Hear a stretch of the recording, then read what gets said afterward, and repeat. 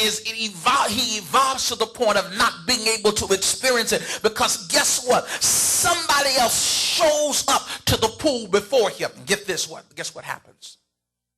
Because they show up before him, this is what happened to him. He jumps in the pool. He crawls to the pool, but always too late. And sometimes the greatest frustration is that your greatest opportunities, you show up too late. Because the only hope he's got where he is the pool.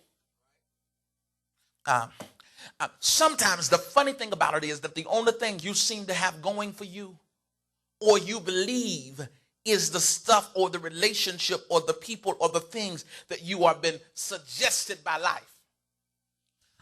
And so his way of healing is dependent upon an opportunity that does not seem to be working, but that's all he knows right now in his life.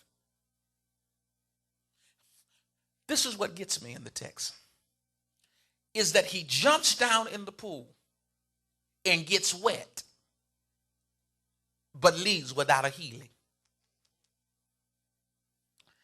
It's the wet situations of life. Watch this. You know what wet situations of life? Wet situations of life are these, Tasha. The wet situations are when you get wet, but you still leave sick. You get a job, but you're still broke. You get a house, but it still ain't a home. You get a boo, but you still don't have nobody to love you for you.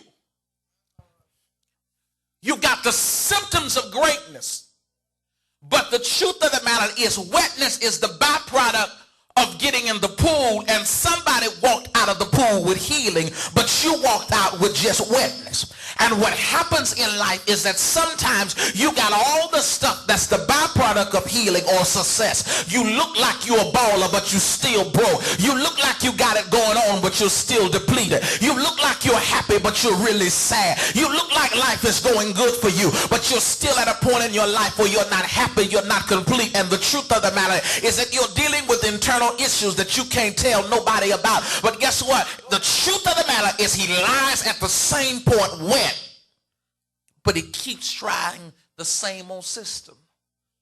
He keeps trying to get in the water, hoping that the water, if it gets in the right time,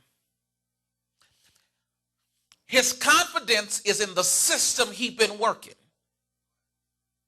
My system is, if I get in the water enough time. This is what killed him. If he healed him, if he had a sore, it would have dried up. But to be made whole is to do it. It's another word for to relive, to redo. He takes him to the point of originality. He says, do you need me? Are you ready for me to restore you back to the point of original perfection? See, the water symbolized healing, but he didn't offer the man to be healed. He suggested to the man to be made whole. The difference is, even if he got healed, he could never go into the temple because he still had an ailment. Let me help you.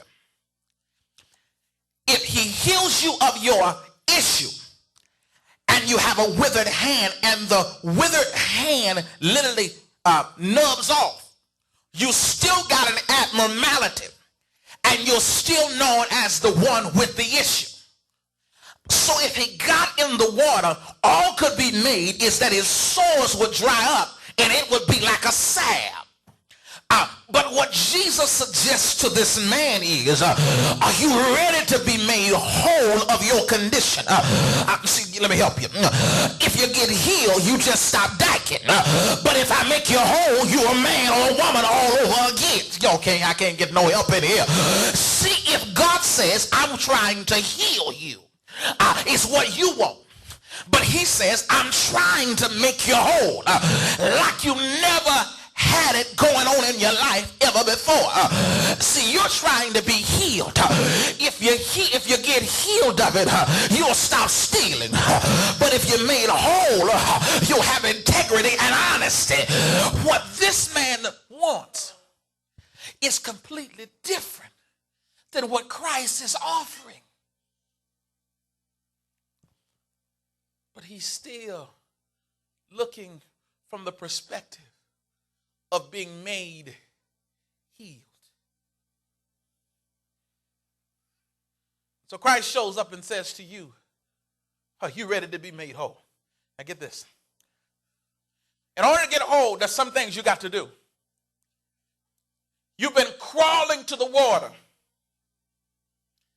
and you've been dependent upon this bed on the ground. I need you to take up what you've been lying on and hold it in your hand. What he says to him, I need you to take authority of your position. Let me help you. Because he lays on the bed. Come here, Marcus. You the smallest. Come here, Marcus. They made a pallet. Lay down on the pallet. It ain't gonna mess your clothes up because you're on the pallet. Okay. And so he lived his life laying on a pallet. His whole world was in the pallet. He never went beyond the pallet until he crawled into the water.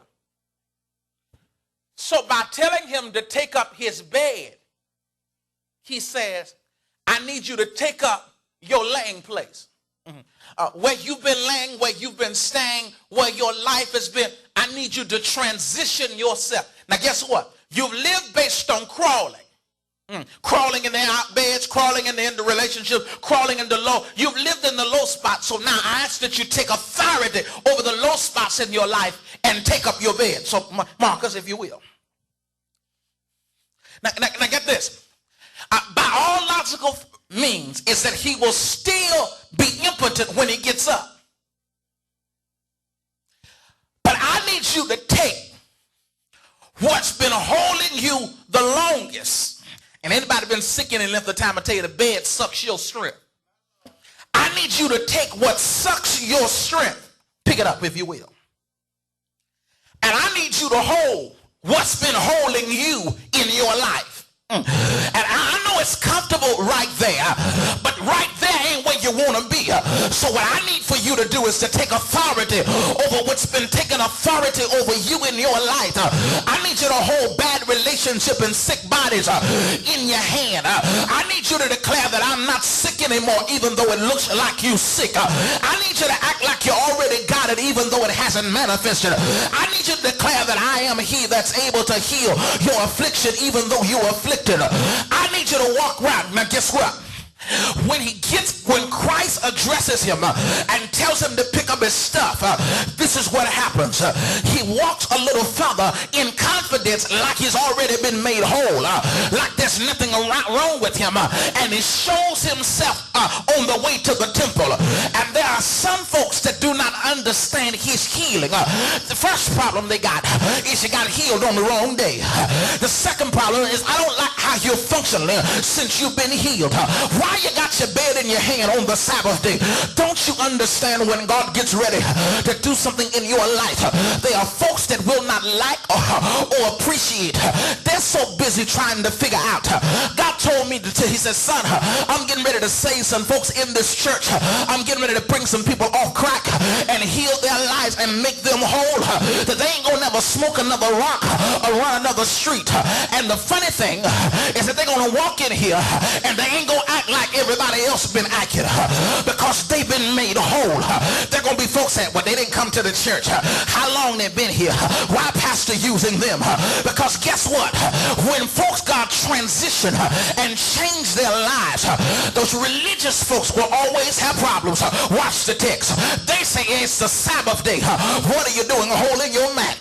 There are some folks that will not understand transformation or transition, because guess what? He caught the switch, but the church couldn't catch the switch. He understood that God switched him. He was talking about something else other than the pool. They are so bound that they are still trying to deal with things from a domesticated perspective.